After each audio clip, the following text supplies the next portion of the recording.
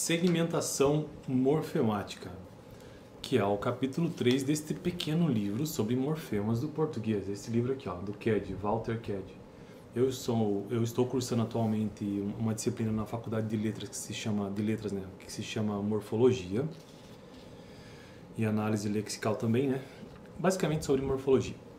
E aí a professora está utilizando este pequeno livro do Ked como introdução à disciplina. E hoje, então, vamos para o capítulo 3, que tem por título a segmentação morfemática.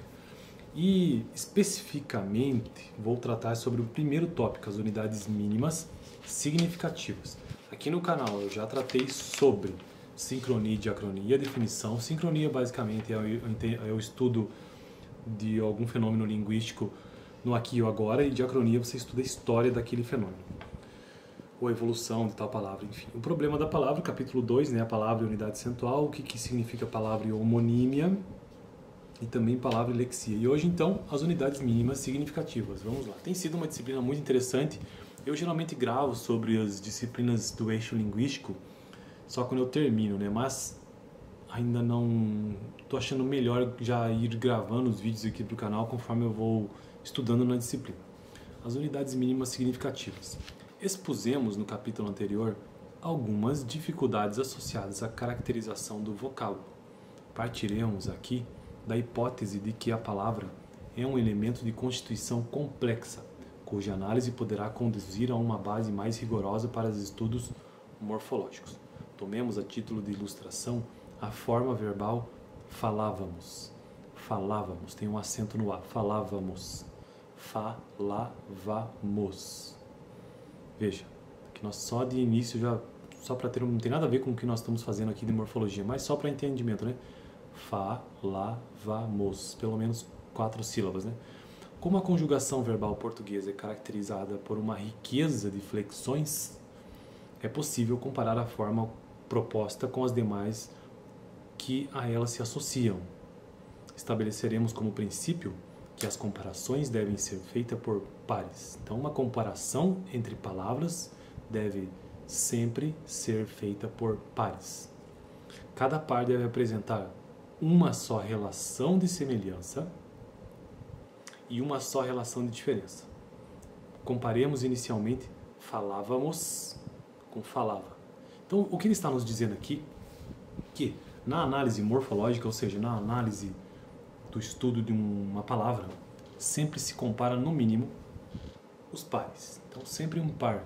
Você quer descobrir o que significa ou o que há de diferente entre, por exemplo, a palavra falava e falávamos. Então, é preciso comparar um par mínimo, né? Que, no caso, é falava com falávamos. Ele nos diz o seguinte: cada par deve apresentar uma só relação de semelhança.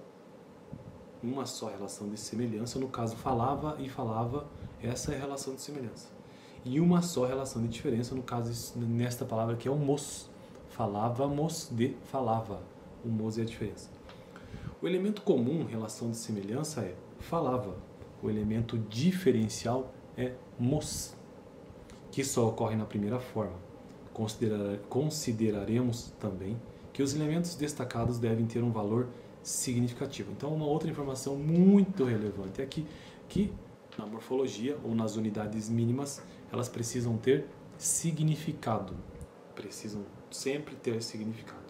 No para cima, mos indica a ação expressa no passado.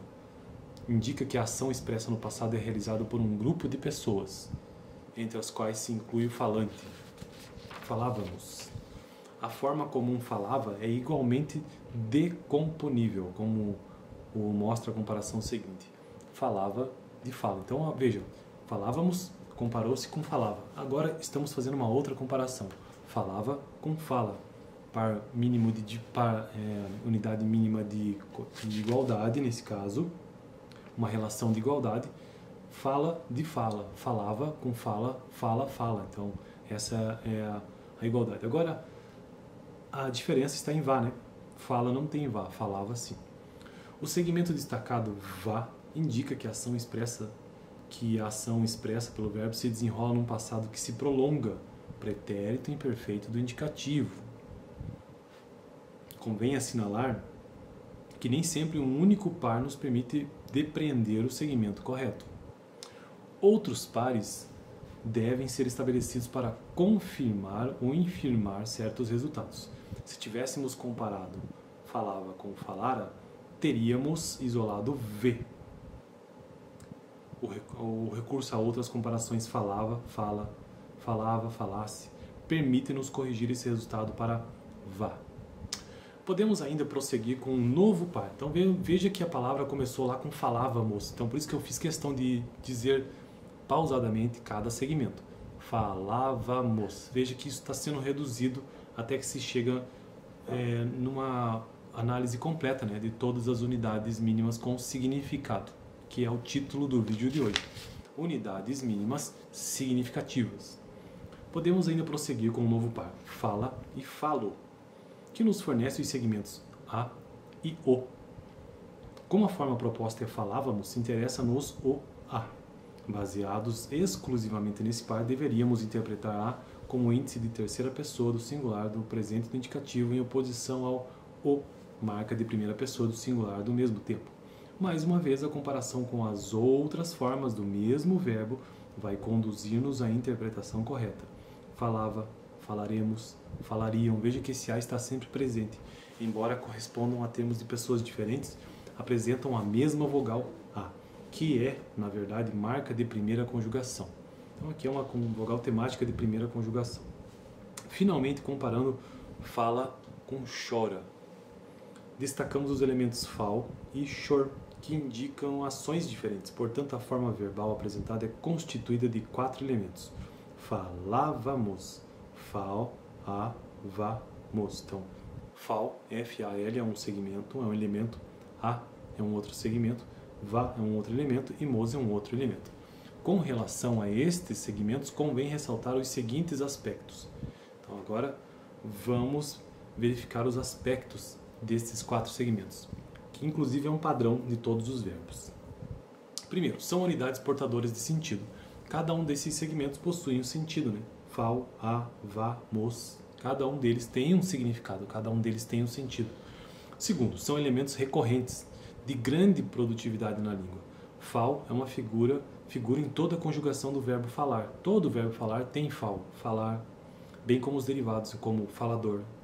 Já a é a marca de todos os verbos de primeira conjugação. Falar, cantar, chorar. Vá caracteriza o pretérito imperfeito do indicativo de qualquer verbo da mesma conjugação. Falava, cantava, chorava. Mos é índice de primeira pessoa do plural, independentemente de tempo.